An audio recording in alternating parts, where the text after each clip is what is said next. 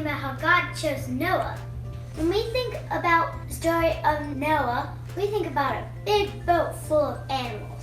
God sent lots of different animals like giraffes, sheep, llamas, lions, bunnies,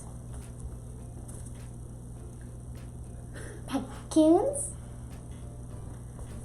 elephants, roosters, chickens, dogs, possums,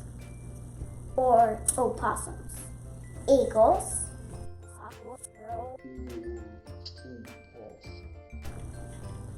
unicorns. Oh wait, there's not such thing as unicorns.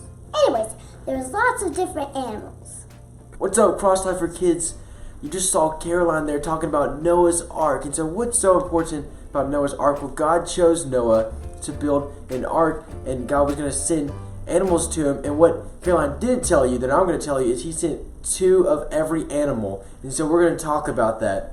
A new beginning, Noah's Ark. Time passed and many people filled the earth. Everyone everywhere had forgotten about God and were only doing bad things all the time. God's heart was filled with pain when he saw what had happened to the world he loved. Everywhere was disease and death and destruction, all the things God hates most. Now, Noah was God's friend, which was odd in those days because no one else was. Noah listened to God, he talked to God, and he just loved being with God like you do with your best friend. Noah, God said, things have gone very wrong. People have filled my world with hate instead of love. They are destroying themselves and each other and my world. I must stop them. First, we'll build an ark. Do you know how to build an ark? Neither did Noah. Luckily, God knew, and he was going to show Noah. And see, here's the plans that God gave to Noah, or an illustrated version of the plans. And so Noah's holding that right there. You see the saw in the background and a bunch of wood. And so he was going to use gopher wood to build the ark. A storm is coming, God told Noah, but I will rescue you, and I promise I'll send the animals to you, ones that creep and crawl and slither and slime and gallop and hop and bound and climb. And don't forget to pack everyone's food. The storm was going to wash away all the hate and sadness and everything that had gone wrong, and make the world clean again. God had thought up a way to keep Noah safe, but Noah would have to trust God to do exactly what God told him.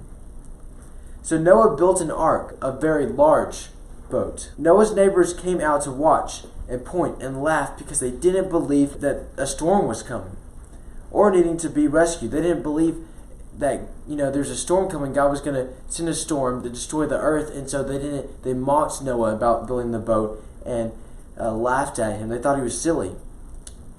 His boat was in the desert, and the desert, there's no water in the desert. It's nowhere near the sea. There wasn't even a cloud in the sky, so it's not like it's going to rain. Why would anyone need an umbrella, let alone a boat? But Noah didn't mind so much what other people thought.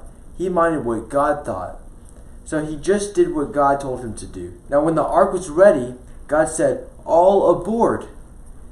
And Noah's family and all the animals climbed inside. Then God shut the door. So what's going to happen? Well, it started to rain for minutes.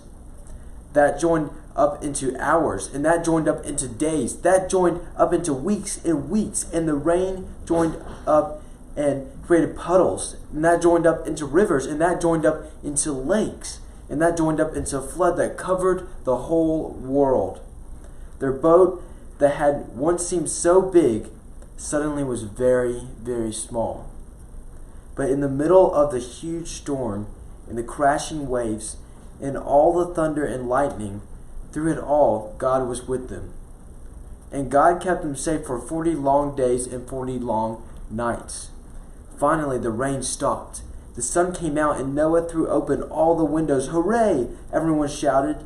Noah sent his dove out to explore, and it wasn't long before she brought him back a fresh olive leaf. Everyone knew exactly what that meant. she had found a tree and found dry land. The water was going down. So here's some questions for you and your family and your parents to discuss. So what kinds of animals may have been on the ark? So can you name 10 different kinds of animals that possibly were on the ark? And then second question, who all was on the ark? And so we know that Noah's family was on the ark. We know that from Genesis chapter 6 and 7, but what were their names? How many of them were there? And then last question for you guys to really discuss and think about, and it comes from one of our teaching points this week. Apart from God's grace, sin controls our lives. And I want you to think about this. What separates the people outside of the ark that were mocking Noah and his family, who were building the ark and who were eventually, they trusted God and they're in the ark? What separates them from Noah? And ultimately, we see that it's God's favor and His grace.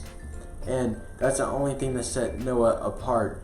And so, sin controls our lives is the last point. And so the people outside of the ark, they were controlled by sin.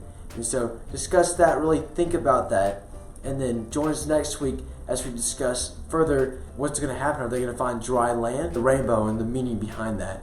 And God providing salvation to Noah and his family.